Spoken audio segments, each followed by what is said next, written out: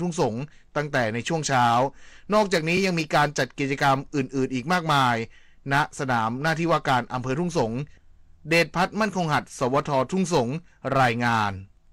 อำเภอด่านซ้ายจังหวัดเลยจัดเตรียมน้ำมันจากหมากแตกสำหรับงานไหลเรือไฟโบราณงานประเพณีที่สืบทอดกันมาหลายร้อยปีส่งเสริมท่องเที่ยวในท้องถิ่นนายจริยาธรสูหูผู้อำนวยการการท่องเที่ยวแห่งประเทศไทยสำนักงานเลยเปิดเผยว่าชาวอำเภอด่านซ้าย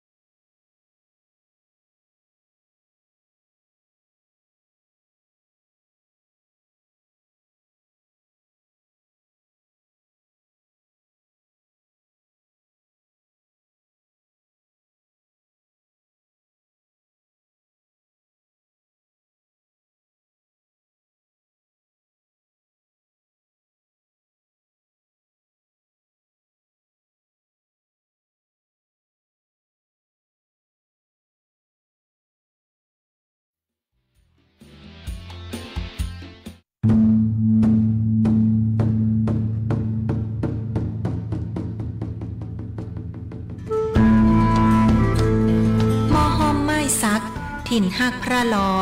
จ่อแฮสีเมืองหรือเรื่องแพะเมืองผีขนแป่นี่ใจงามเจ้าจังหวัดแป่ขอต้อนรับนักท่องเที่ยวทุกท่าน ตีมาเยือนหมู่เฮาด้วยความยินดียิ่งเจ้า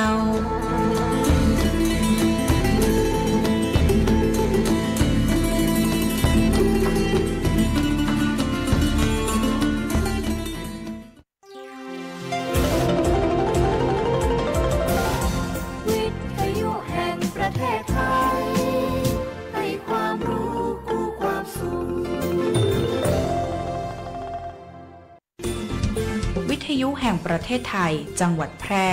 FM 91 MHz ให้ความรู้คู่ความสุขท่านผู้ฟังกำลังให้เกียรติติดตามรับฟังสถานีวิทยุกระจายเสียงแห่งประเทศไทยจังหวัดแพร่สำนักประชาสัมพันธ์เขต 3 กรมประชาสัมพันธ์ทำการส่งกระจายเสียงด้วยระบบ FM Stereo Multiplex ความถี่ 91 MHz จากที่ทำการอาคารสถานีบ้านสองแควหมู่ที่ 7 ตำบลป่าแมดอำเภอเมืองจังหวัดแพร่จากนี้ไปขอเชิญท่านรับฟังรายการอบจ.แพร่พบประชาชน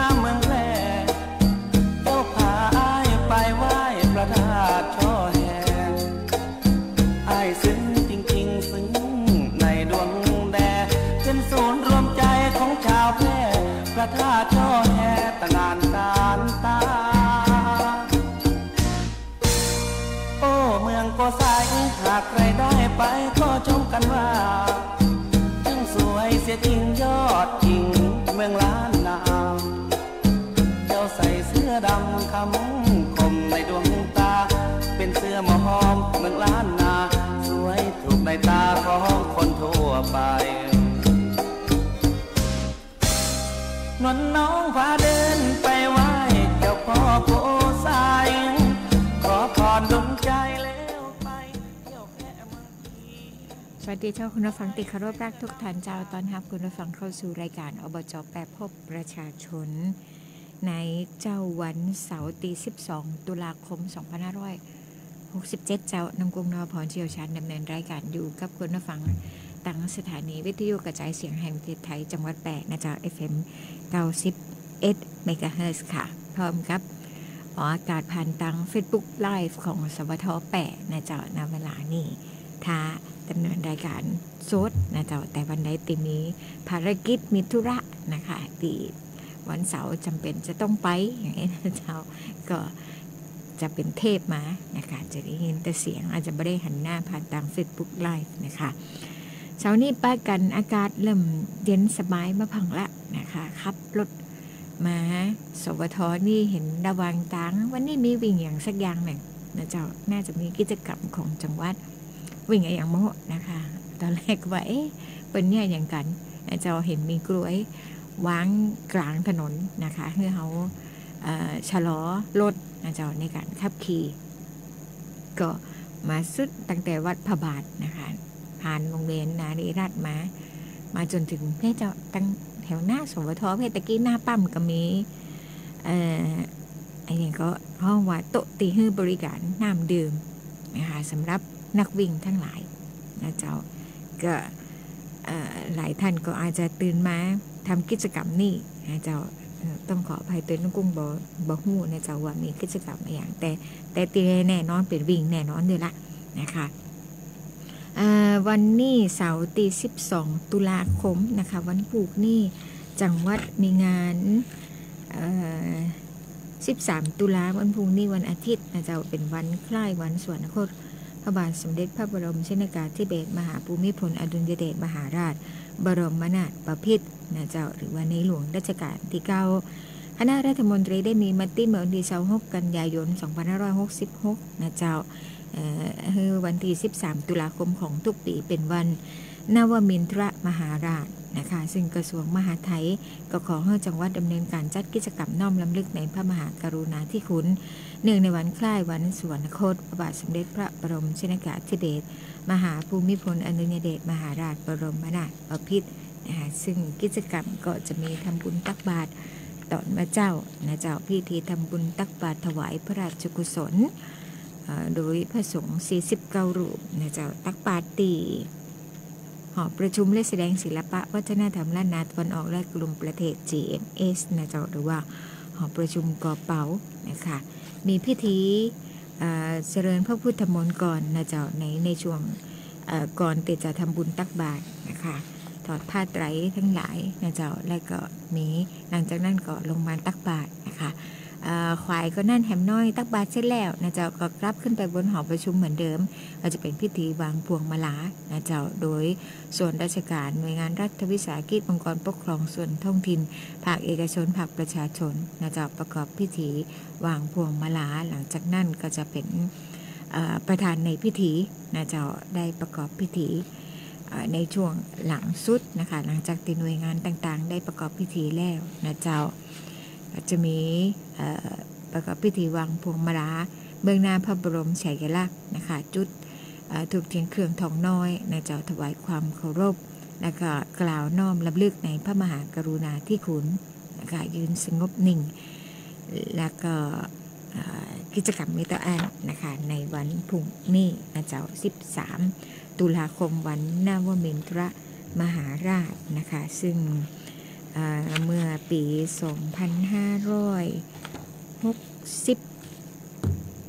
ก็เราติดจำได้นะคะ10ครม.มีประชุมคณะที่61นะเจ้าเมื่อวันที่11เมษายนกำหนดถึงวันที่13ตุลาคมของทุกปีนะคะเป็นวันใกล้สวรรคตของในหลวงรัชกาลที่9นะคะแล้วก็กำหนดให้เป็นวันหยุดราชการโดย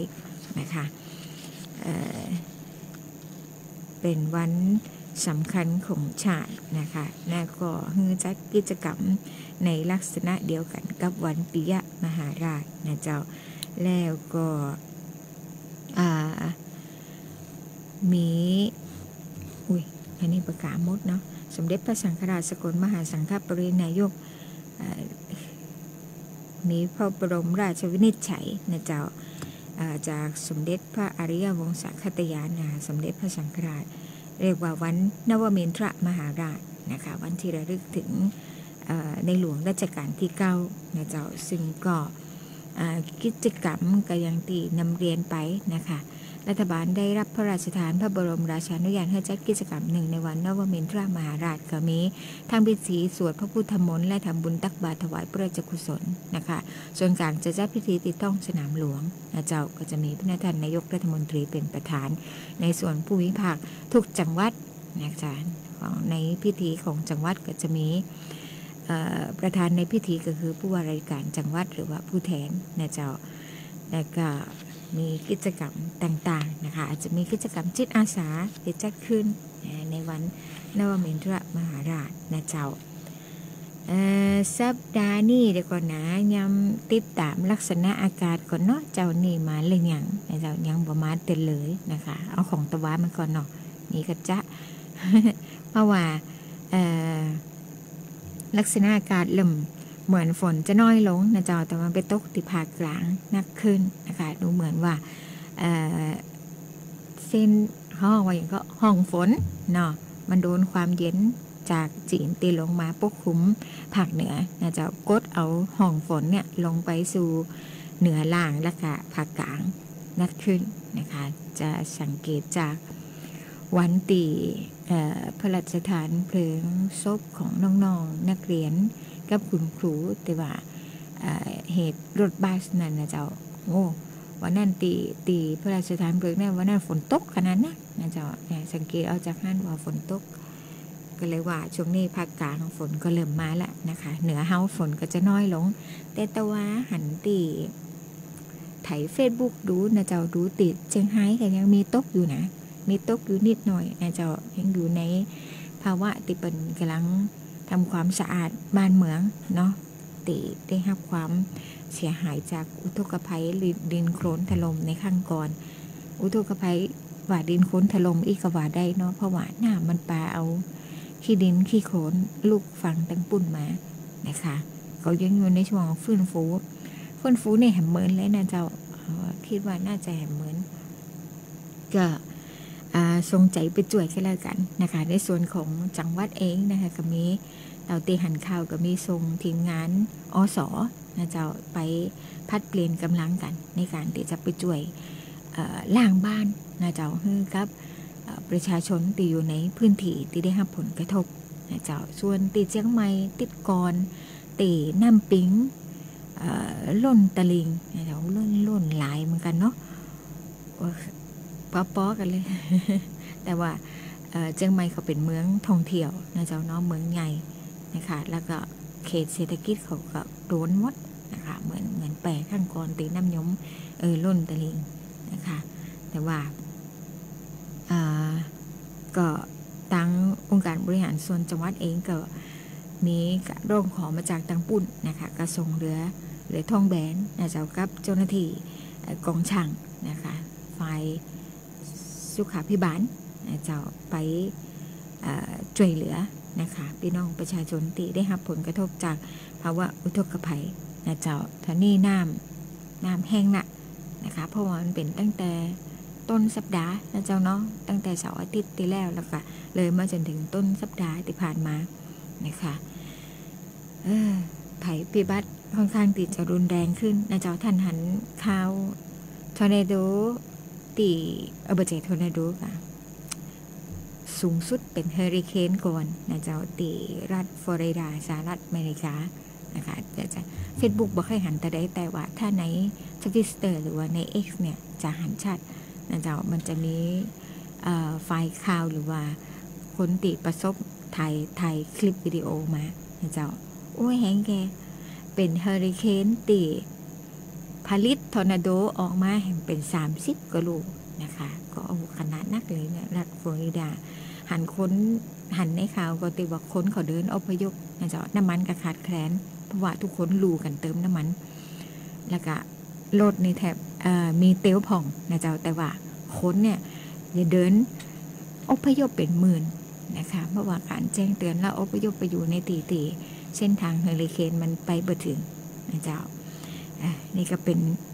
ภัยพิบัติต่างๆนะคะเตาตีฮับหูมาเนาะแต่ว่าในทั่วโลกนี่มีสถานการณ์ที่เกิดขึ้นอาจจะอยู่ในวันและเวลาเดียวกันแห่งที่เฮาบ่ฮู้นะครับเพราะนั้นแล้วจะอยู่กับธรรมชาติอย่างใดคือเกิดความสมดุลนะเจ้านี่ก็ต้องกลับมาจะว่าถอดบทเรียนกับใจเนาะสมัยเดียวนี้นักวิชาการเปิ้นชอบใช้คำว่าถอดบ่ใจชอบค่ะเปิ้นจะใช้คำว่าถอดบทเรียนนะคะในเมื่อธรรมชาติเป็นแบบนี้ทุกวันนี้ทวีความรุนแรงขึ้นนะเจ้ามนุษย์เฮาจะอยู่กับเขาได้อย่างไรนะคะท่ามกลางความสถานการณ์เหตุการณ์ต่างๆมันรุนแรงขึ้นทุกวันนะเจ้าในปีงบประมาณใหม่นะเจ้าผ่านมาได้ประมาณเนี่ยเป็นสัปดาห์ที่2ละนะคะนักกุ้งก็มาดำเนินรายการตีสวทเหมือนเดิมนะคะยังอยู่เหมือนเดิมยังอยู่เวลาเดิมนะคะตุลา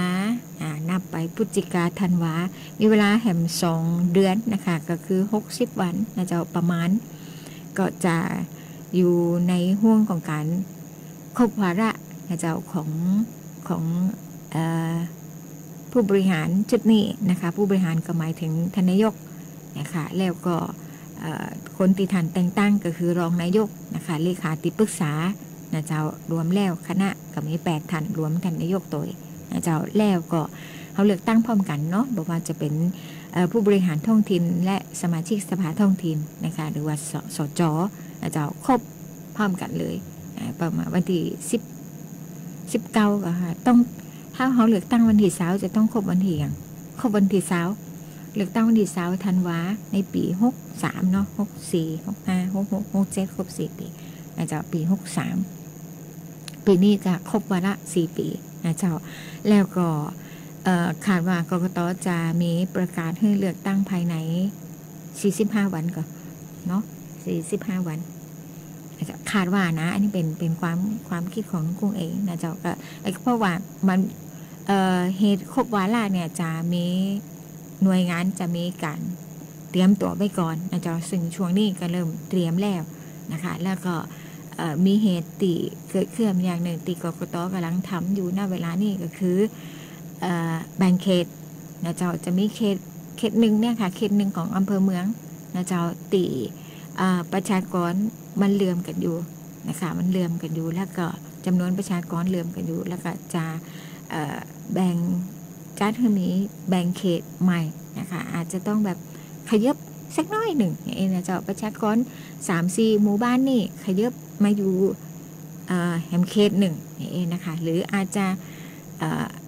รวมเอาไปรวมกับเขตหนึ่งเพื่อที่จะให้ประชากรเกลี่ยให้มันอยู่ใน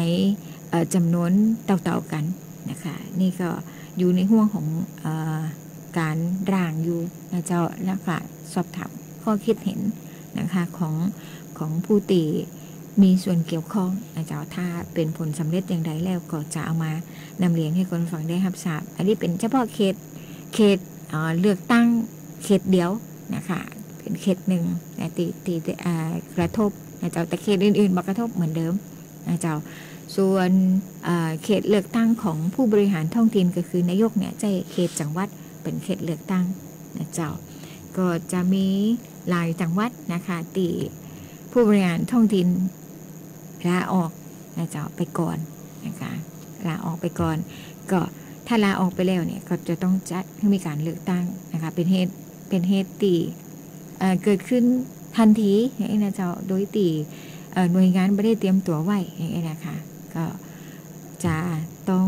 กำหนดให้มีการเลือกตั้งภายใน60 วันนะเจ้าเพื่อการเตรียมการตัวนะคะ60 วัน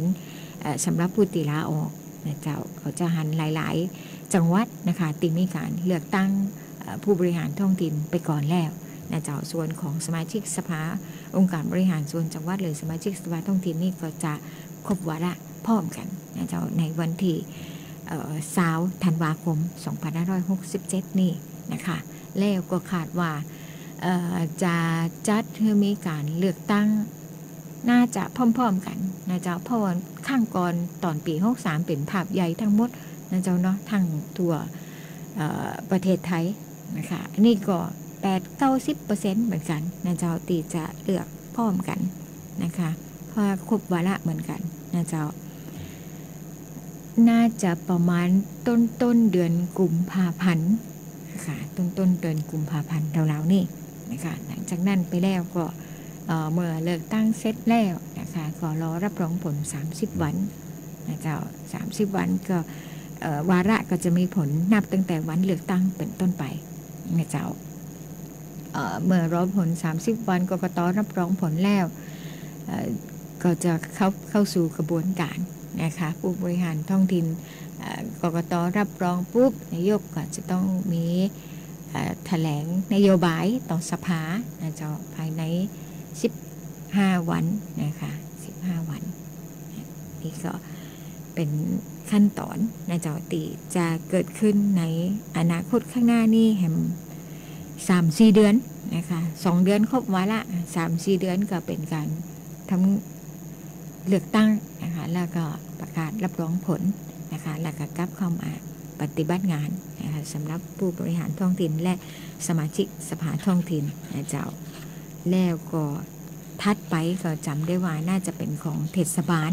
นะคะทั้งหมดทั่วประเทศเช่นกันนะคะคงจะมีหลายตีหลายแห่งชิงลาออกเหมือนกันก็ นี่ก็ว่ากันกำหนึ่งนะเจ้าแต่ว่าเทศบาลนี่อยู่ในห่วง180 วันละนะคะ180 วันของประกาศของนี่นะคะระเบียบกกต.ว่าได้การหาเสียงเลือกตั้งนะเจ้าของผู้บริหารท้องถิ่นและสมาชิกสภาท้องถิ่นนะเจ้า180 วันนี้ถ้ากรณีครบวาระเปิ่นจะนับเอาในอย่างก็แล้วแต่ในห่วง180 วันเนี่ยนับเอานั่นเป็นการหาเสียงเลยนะเจ้าแต่ถ้าเกิดว่ามีการลาออกก็จะนับตั้งแต่วันลาออกนะเจ้าเป็นการถ้าปฏิบัติงานปกตินะคะเรื่องของโครงการกิจกรรมอย่างต่างๆที่มีแผนมีโครงการนะเจ้ามีงบประมาณแล้วก็อาจจะทำเป็นข้อบัญญัติงบประมาณรายจ่ายไว้แล้วตัวนะคะนั่นก็จะเป็น ถือว่าเป็นการปฏิบัติงานปกตินะคะแต่สิ่งที่นอกเหนือไปจากนั้นนะเจ้าก็คือบางทีอนุมัติให้ทำโครงการใหม่นะเจ้าจัดกิจกรรมใหม่ติแปลกจากเดิมที่เขาเคยมีนะเจ้าอาจจะเกี่ยวเนื่องกับงบประมาณที่จะต้องหามาจัดสรรไปจัดกิจกรรมนั่นนี่นะคะที่เป็นกิจกรรมใหม่โครงการใหม่อันนั้นจะถือเป็นการอย่างก็เขาห้องว่าจะห้องว่าได้ประโยชน์ก็อย่างนี้นะเจ้าเพราะฉะนั้นก็ห่วงนี้นะคะตีผู้บริหารและก็สมาชิกสภานะเจ้าตีอยู่ในห่วงของ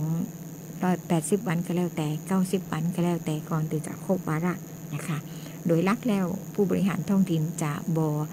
อนุมัติโครงการอย่างที่เป็นโครงการใหม่นะเจ้าก็จะทำงานปกติเดิมตีเฮาทำในข้อบัญญัติงบประมาณรายจ่ายออกมานะคะอยู่ในช่วงขับเกี่ยวของปีงบประมาณพอดีนะเจ้าเนาะเลยว่าอาจจะพอได้มีโครงการอะไรอย่างใหม่ๆที่จะเกิดขึ้นในห่วงเวลานี้นะเจ้านอกจากจะมีอำนาจเต็มที่นะคะนี่เขาว่าเป็น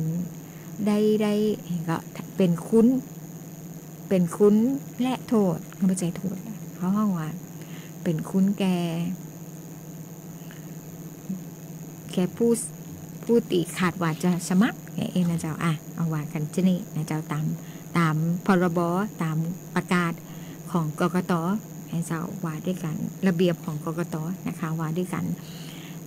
หาเสียงนะคะของสมาชิกสภาท้องถิ่นและผู้บริหารท้องถิ่นนะเจ้าว่าไปเลยลำเพอไปแล้วเกิงเจ้านี่ก็อู้กันเรื่องอากาศนะเจ้าเรื่องสถานการณ์บ้านเมืองเรื่องสิ่งแวดล้อมอะไรอย่างแต่มันเกิดขึ้นนะคะรวมไปถึงข่าวใหญ่ๆที่เกิดขึ้นในห่วงนี้นะคะเรื่องของการขายสินค้าออนไลน์เรื่องของอะไรอย่างสปะนะเจ้าทันตีซื้อของออนไลน์ก็ให้ระมัดระวังนะคะว่าบางเตี่ยเนี่ยเขาสั่งไปแล้วกลับมาจะได้ตรงปุ๊บก่อนบางครั้งบางทีเนี่ยอย่างน้องกุ้งเองก็เคยบัจเจว่าเกยเนาะแต่วันนี้พฤติกรรมเขาเปลี่ยนไปหลังจากที่มีโควิด -19 เกิดขึ้นนะเจ้าเขาแทบจะบ่ต้องเดินไปหมอหรือว่าห้างสรรพสินค้านะเจ้าซูเปอร์สโตร์อย่างต่างๆเนี่ยเขาแทบจะเดินไปเขาใจวิธีแบบโทรศัพท์พอเนี่ยเปิดร้านค้าออนไลน์นะคะถ้าบนในแพลตฟอร์มสีฟ้ากับสีส้มผ่องสีม่วงผ่องอะไรอย่างกระว่ากันไปนะเจ้าซื้อของจากในนี่นะคะเดี๋ยวก็ส่งมาถึงบ้านช้อปปิ้งในมือถืออาจจะตรงปกผ่องประตรงปกผ่องนะเจ้าคุณภาพก็ตามราคานะคะถ้าถูกและดีมีถมไปมีก่อนถูกและดีมีที่ไหนถูกและดีมีถมไปนี่นะเจ้าเถียงกันบางผ่องถูกและดีบางจากเอามาลดราคาก็คือระมัดระวังนะซื้อของประตรงปกเป็นเหยื่อการตลาดของพวกออนไลน์ทั้งหลายนะคะขายท้องนะเจ้าจากก่อนติผ่านมาติว่าท้อง 99.99 แต่เป็นโฆษณานะคะหลังสุดนี่เป็นอย่างแฮมที่ว่าอย่างก็ไปเฮียนขายออนไลน์มันก็ดีว่ามา98 บาทคอร์สหนึ่งนะเจ้าสอนวิธีขายออนไลน์ติเป็นวายแล้วนะสอนวิธีขายออนไลน์ขายยังใดคือปังนะเจ้าเนี่ยยังใดคือขายได้ไม่ต้องมีสินค้าในมือไม่ต้องสต็อกสินค้านะคะเนี่ยอย่างไหนถึงจะขายออนไลน์ได้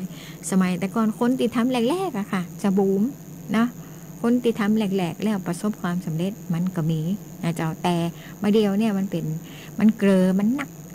กหนาจารีแล้วมันเกลือนถั่วไปนะเจ้าใครก็ขายออนไลน์พอท่านเข้าไปดูในแพลตฟอร์มสีดำสีฟ้ามีเครื่องขายออนไลน์นะเจ้าแล้วก็อาศัยว่ามีคนใจแพลตฟอร์มนักนะคะก็ให้มีหนิงแอดโฆษณานะคะสังเกตว่าการยิงแอดโฆษณาคืออะไรนะเจ้าเขาสนใจในสินค้าอย่างใดอย่างหนึ่งเนี่ยแอบเปิดเข้าไปดูน้อยเดียวนะคะปิดตัวนั้นลงแล้วเนี่ยถ้าเอาเปิดเข้าไปใหม่จะมีสินค้าประเภทเดียวกันแต่ว่าเป็นยี่ห้ออื่นๆหรือคนขายอื่นๆมาให้เขาพอเต็มหมดเลยนะเจ้านั่นน่ะเป็นการยิงแอดโฆษณาเดี๋ยวนี้ระบบหรือว่า AI นะเนาะมันหูดีนะเจ้าเขาสนใจอันใดดูอันใดดึงเหมือนเป็นพิเศษ อาจจะไม่ได้ฮู้เลยว่าเฮาเป็นคนสนใจแล้วมันก็จะส่งสิ่งเหล่านั้นเมื่อพอนะคะแค่คิดเมื่อเตียออกมาหน้าจอคือเฮาเรียบร้อยแล้วนะคะเพราะฉะนั้นระมัดระวังนะเจ้าเหรียญมี2ด้านเนาะมันก็มีทั้งด้านดีและก็ด้านบ่ดีก็ในการตีจ่าใจโซเชียลมีเดียหรือว่าเรื่องของการช้อปปิ้งออนไลน์ต่างๆนะเจ้าก็ด้วยความห่วงใยนะคะติอุมาคืองานบ่มีนักนะเจ้าในสัปดาห์นี้นะคะเพราะว่ามันต้นปีงบประมาณตังบ่มี ไม่ใช่ว่าตังบ่มีรายได้บ่ยังบ่เข้านะคะการจัดเก็บก็ได้ในบางส่วนแต่ว่าแห่งบางส่วนเขาก็ต้องรอกรมบัญชีกลางหรือว่ารัฐบาลแต่ว่าจะโยกงบประมาณมาให้เฮานะคะส่วนบางส่วนก็โยกมาแล้วนะคะแต่ว่ามันจะเป็นเงินที่จ่ายเฉพาะนะเจ้าสำหรับบุคลากรที่เป็นไทยโอนก็นะเจ้าสำหรับบุคลากรที่เป็นบอกว่าจะเป็นบุคลากรไทยโอนจากสาธารณสุขนะคะบุคลากรไทยโอนจากรปช.สมัยก่อนนะเจ้าหรือว่าคุณครูนะคะที่มันเป็นเงินเขาห้องว่าเงินเฉพาะกิจนะเจ้าเราไปทำอย่างอื่นกับบ่ได้นะคะ เพราะนั้นก็ทำงานเหมือนรูทีนไปก่อนนะเจ้าโครงการอะไรอย่างต่างๆก็จะเกิดขึ้นแต่ในห่วงนี้นะคะขออนุญาตพักสักคำหนึ่งนะเจ้าเดี๋ยวช่วงหน้าสัปดาห์ที่ผ่านมาอบจ.ได้มีกิจกรรมหรือว่ามีงานอย่างพองนะคะแล้วก็ในเครื่องจักรต่างๆนะเจ้าตีออกไปปฏิบัติงานบ่มีสิ้นปีงบประมาณนะเจ้าสำหรับเครื่องจักรนะคะ30 กันยาแล้วปุ๊บเขาขึ้น1ตุลาก็เป็นงานติดต่อเนื่องกันไปเลยนะคะขออนุญาตพักสักคำหนึ่งเจ้าฟังเพลงสักเพลงหนึ่งเนาะ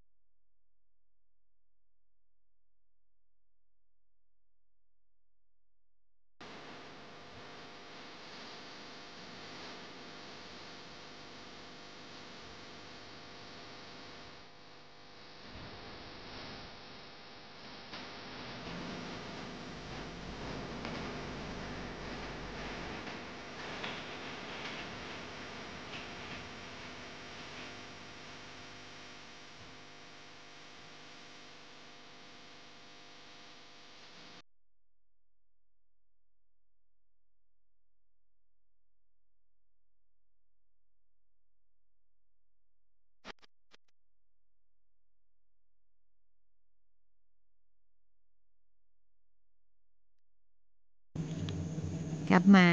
รายการอบจแปดพบประชาชนเจ้าแหมช่วงหนึ่งสัปดาห์ที่แล้วนะเจ้าท่านนายกได้มอบหมายให้คุณป้าสุรีธาประเสริฐเลขานุการนายกองค์การบริหารส่วนจังหวัดแปะนะเจ้าพร้อมเจ้าหน้าที่คุมเจ้าหลวงน้องอุ๋ยนะคะนารีรัตน์นันตานักจัดการงานทั่วไปชำนาญการเข้ารับโลเกียรติคุณด้านอนามัยสิ่งแวดล้อมนะเจ้าภายใต้งานวิชาการส่งเสริมสุขภาพและอนามัยสิ่งแวดล้อมแห่งชาติครั้งที่17 พ.ศ. 2567นะคะโดยมีวัตถุประสงค์เพื่อเป็นเวทีแลกเปลี่ยนเรียนรู้นะคะแนวคิดองค์ความรู้เทคโนโลยีและความสำเร็จในด้านส่งเสริมสุขภาพและอนามัยสิ่งแวดล้อมทั้งในประเทศและต่างประเทศนะเจ้าระหว่างที่7 ถึง 9 ตุลาคมที่โรงแรมมิลันเคิลแกรนด์คอนเวนชั่นนะคะโดยพิพิธภัณฑ์เมืองแปะคุ้มเจ้าหลวงนะคะได้รับรางวัลรองชนะเลิศอันดับที่1นะเจ้าแหล่งท่องเที่ยวที่เป็นมิตรกับสุขภาพและสิ่งแวดล้อมนะเจ้าเป็น Green Health Attraction นะคะก็ไปรับโล่อะคริลิกมานะเจ้าเมื่อสัปดาห์ที่ผ่านมาแล้วกตวานี่นะคะมอบท่านรองเสรีทรงศักดิ์นะเจ้าท่านนายกมอบท่านรองเสรีรองนายกนะคะพร้อมด้วยท่านเลขาวิริศกวยปานิกเลขานุการนายกองค์การบริหารส่วนจังหวัดแปะนะคะเข้าร่วมประชุมหารือเรื่องความร่วมมือโครงการโลโคฟอเรสต์นะเจ้าจึงเราตีจำได้หันมีท่านก็ตั้งทูตสวีเดนนะคะตีมาประชุมตัวนะคะเรื่องเมืองไม้ก็ค่ะน่าจะเป็นอย่างอันนะเจ้าโคฟอเรสต์เนี่ยจึงดูฟอเรสต์ตั้งหลังนี่แปลว่าป่าไม้นะคะแล้วก็มีการประชุมนะคะหัวหน้าส่วนรายการก็คือหัวหน้าส่วนขององค์การบริหารส่วนจังหวัดและก็ในวันเดียวกันก็มีประชุมคณะกรรมการสนับสนุนการจัดทำแผนพัฒนาองค์การบริหารส่วนจังหวัดเจ้าตีห้องประชุมปฏิบัติการนายกเช่นกันและก็ส่วนของช่างนะคะตีออกไปปฏิบัติงานก็มีงานที่เขาทำเองโดยส่วนใหญ่นะคะเพราะว่าช่วงนี้เป็นต้นปีงบประมาณหน่วยงานต่างๆที่ร้องขอเข้ามากันยังบ่มีแต่นะคะเพียงแต่ก็เป็นการประสานแผนนะเจ้าตีลงไปทำนะคะส่วนงานทำเองในห่วงนี้นะเจ้าก็มีส่วนขององค์การบริหารส่วนจังหวัดนะคะไปดูทางหลวงท้องถิ่นนะคะที่เฮาได้รับการถ่ายโอนจากรพช.นะเจ้าหรือว่าเร่งรัดพัฒนาชนบทสมัยตะก้อนนะคะ48สายทาง200ประมาณ250กิโลเมตรนะคะเป็นทางหลวงท้องถิ่นจะหัวถนนจะหัวหนทางนะเจ้ามันจะมีป้ายแบบส่วนใหญ่จะมีป้ายบอกทางนะว่าถนนทางหลวงเส้นนี้หมายเลขอะไรนะคะถ้าเป็นทางหลวงท้องถิ่นก็จะขึ้นด้วยพรนี่หมายถึงแปรนะคะจุดแล้วก็ทอถุงนะคะถ้ามีคำว่าทอถุงนี่เป็นท้องถิ่นนะเจ้าเขาจะหันเนาะพรถ1-0012นะเจ้าสัปดาห์ที่ผ่านมาก็ส่งช่างนะเจ้าไปพอทางหลวงท้องถิ่นเฮาสายบ้านเมียงโพถึงแม่สายนะเจ้าไปพอดอกหญ้าคุมก็ตัดหญ้านะเจ้าไปดูตัดหญ้าตัดกิ่งไม้ถึงบางเตียมันอาจจะยืนล่ำเข้ามาในถนนในนะเจ้าอาจจะเป็นอันตรายในห่วงตีถ้าเป็นหน้าฟ้าหน้าฝนนะเจ้าอาจจะหญ้าคือมันหักโค่นมาลงเป็นอันตรายต่อผู้ที่สัญจรไปมาได้นะคะแต่ว่าถ้าฤดูเนี่ยแล้วฝนเนาะหญ้าก็จะคุมเป็นปกตินะคะก็จะไปตัดหญ้ากันนะคะสายแม่ยางโพแม่สายนะเจ้าปฏิบัติงานวันที่8 ถึง 11 ตุลาคมที่ผ่านมาส่วนเรื่องของการก่อสร้างฝายชะลอน้ำแกนดินซีเมนต์นะคะก็คงจะติดปากคำว่าฝายชะลอน้ำแกนดินซีเมนต์ตั้งแต่ทรงเข้าประกวดโครงการเองก็นวัตกรรมหรือว่าการบริหารจัดการบ้านเมืองที่ดีตั้งแต่ปีก่อนปุ้นแล้วนะคะเพราะว่าอาจารย์ตีเป็นแนะนำว่าห้องปูให้ติดปากถ้าจะห้องฝายซอยซีเมนต์กับห้องฝายซอยซีเมนต์ถ้าห้องฝายชะลอน้ำแกนดินซีเมนต์กับห้องฝายชะลอน้ำแกนดินซีเมนต์แต่ตามภาษาน้องกุ้งอู้เนี่ยอุ้งก็จะอู้ว่าฝ ฝายชะลอน้ำแกนดินซีเมนต์นะเจ้าเพราะว่ามันเป็นฝายชั่วคราวซึ่งใจในการชะลอน้ำและก็แกนน่ะเป็นซีเมนต์นะเจ้าเป็นดินผสมซีเมนต์นะคะเป็นดินผสมปูนนั่นเองนะเจ้าโดยตีบ่มีวัสดุอื่นๆนะเจ้าเข้ามาประกอบเพราะมันเป็นฝายชั่วคราวไม่สามารถที่จะใจโครงสร้างอื่นๆมาประกอบได้นะเจ้าให้บ่อันแล้วตั้งเจ้าท่าหรือตั้งนี่พื้นที่ก็จะบอกอนุญาตให้เขาทำการสร้างขึ้นมานะเจ้าแต่ถ้าเป็นภาษาช่างจะห้องฝายซอยซีเมนต์เนี่ยตามนั่นออกมานะเจ้าฝายชะลอน้ำแกนดินซีเมนต์ในห่วงนี้ยังมีการสร้างไปเรื่อยๆนะเจ้าตามแผนงานตามโครงการที่ได้เตรียมไว้นะคะมีสร้างในจุดที่3นะคะจุดที่3พื้นที่ของหมู่ที่5ตำบลหัวฝายอำเภอสูงเม่นนะคะอันนี้สันฝายกว้าง4 เมตรยาว10 เมตรสูงเมตรเกินจะสังเกตว่าเป็นฝายติกั้นลำน้ำน้อยๆนะเจ้าถ้ามันยาวเกินกว่านี้นี่ก็จะเป็นพวกน้ำสาขาทั้งหลายนะคะลำน้ำสาขาเคยยาวประมาณ40 เมตร50 เมตรนะเจ้า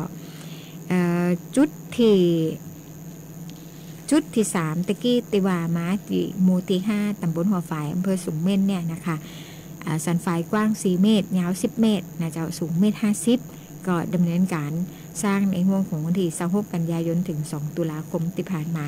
นะคะส่วนจุดที่1อยู่ติ่งหมู่ที่8ตำบลห้วยม่าอำเภอเมืองอันนี้จุดที่1ตำบลห้วยม่าอำเภอเมืองนะคะหมู่ที่8อันนี้จะกว้างหน่อยนะคะสันฝายกว้าง4 เมตรมันจะกว้างยาวนะคะสันฝายกว้าง4 เมตรมีความยาว41 เมตรนะคะสูง1.50 อันนี้อาจจะขวางลำน้ำสาขาในเจ้าของน้ำยมก็มีสร้างตั้งแต่วันที่27 กันยายนไปจนถึงวันที่19 ตุลาคมนะคะ2567นะเจ้าตีมยางห่อก็มีเช่นกันนะคะสร้างตีหมู่ที่1นะเจ้าตำบลแม่ยางห่อสำหรับฝายชะลอน้ำแกนดินซีเมนต์ขนาดสันฝายกว้างเท่ากันเจ้า4 เมตรนะเจ้าจะมีความยาว25 เมตรและก็สูง1.50 นะคะปฏิบัติงานตั้งแต่24 กันยายนถึง7 ตุลาคมที่ผ่านมาก็ถือว่าแล้วเสร็จแล้วนะคะส่วนของแม่ยางห่อหมู่ที่1นะเจ้าส่วนหมู่ที่4ก็แล้วเสร็จวันที่9 ตุลาคมนะคะ9 ตุลาคมที่ผ่านมาหมู่ที่4ฝายชะลอน้ำแกนดินซีเมนต์หมู่ที่4ตำบลแม่ยางห่อนะคะหมู่ที่5แล้ววันนี้นะเจ้าวันที่12 ตุลาคมฝายชะลอน้ำแกนดินซีเมนต์หมู่ที่5นะเจ้า1-4 ตุลาคมไปดูหญ้านะคะบำรุงทางหลวงท้องถิ่นตัดกิ่งไม้เอาหญ้าออกจากถนนนะคะสาย16นะเจ้าบ้านแม่ยางกาสันกลางอำเภอร่องกวางนะคะแล้วก็มีสาย4นะเจ้า1พรท1-0004บ้านอัมพวันบ้านหนองสุวรรณนะคะมีตัดหญ้าและก็แต่งกิ่งไม้นะเจ้าออกปฏิบัติงานวันที่7-10 ตุลาคมที่ผ่านมานะคะนี่ก็เป็นงานช่างนะคะที่ปฏิบัติในห่วงสัปดาห์ที่แล้วนะเจ้าช่างนี่น่าจะกลับมาจากเชียงใหม่แล้วเนาะเปิดไปเป็นกระบอกนะคะแต่ว่าขากลับมาเนี่ยพอได้บอกว่าน่าจะกลับมาละนะคะสถานการณ์อยู่ในความสงบแล้วนะเจ้าท่วมในเมืองแล้วค่ะมันก็ก่อยๆไหลลงมาเนาะทั้งสารพีทั้งแล้วถ้าพอจากแผนที่นะคะก็ลำพูนนะเจ้า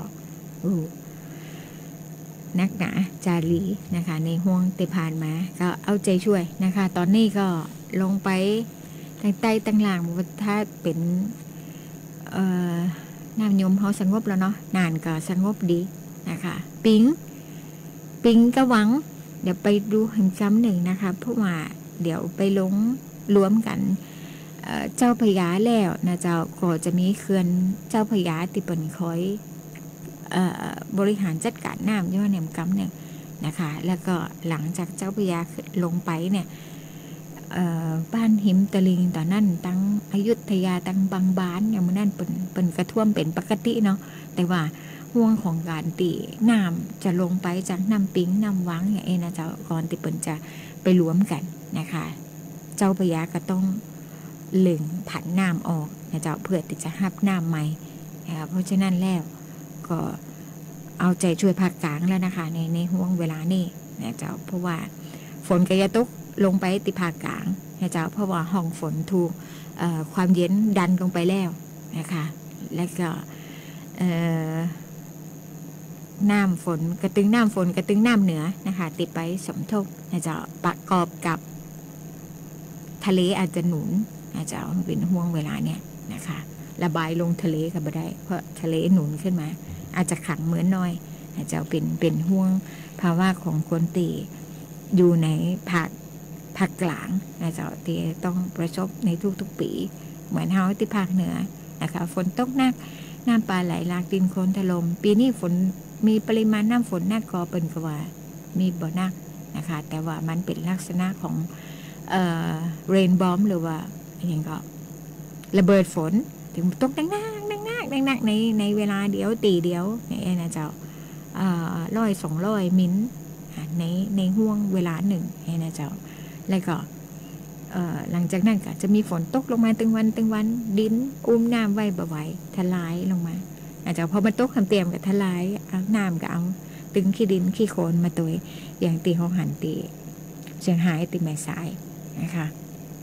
ก็เอาใจช่วยในทุกภาคส่วนนะเจ้าขอ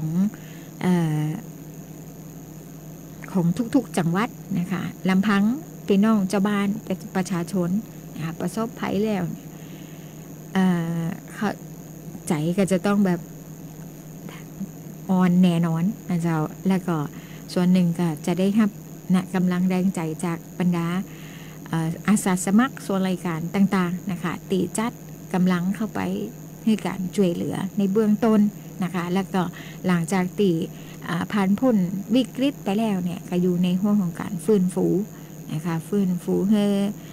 บ้านเมืองกลับมาเหมือนเดิมนะคะทำมาค้าขายทำมาหากินได้เหมือนเดิมนะเจ้าวัดกลับมาวาดก็เปิดไลฟ์ในกลุ่มของน้องๆตีกองช่างนะคะตีส่งมาให้นะเจ้าในช่วงนี้สิ่งตีลงไปทำงานนะเจ้าก็มีควบคุมงานจ้างนะคะในส่วนของฝ่ายสำรวจและออกแบบงานอื่นๆตีเขาเป็นงานจ้างทำนะเจ้าจ้างผู้รับจ้างทำก็มีนะคะนอกเหนือจากงานทำเองอย่างตีถนนคอนกรีตเสริมเหล็กโครงการปรับปรุงถนนคอนกรีตเสริมเหล็กด้วยแอสฟัลติกคอนกรีตหมู่ 3 หมู่ 7 ดอนมูลเชื่อมหมู่ที่ 2 บ้านเราเจ้านี่ก็ส่งมอบงานจ้างเมื่อวันที่ 4 ตุลาคมที่ผ่านมาก็ลงไปดูตรวจหับงานนะเจ้า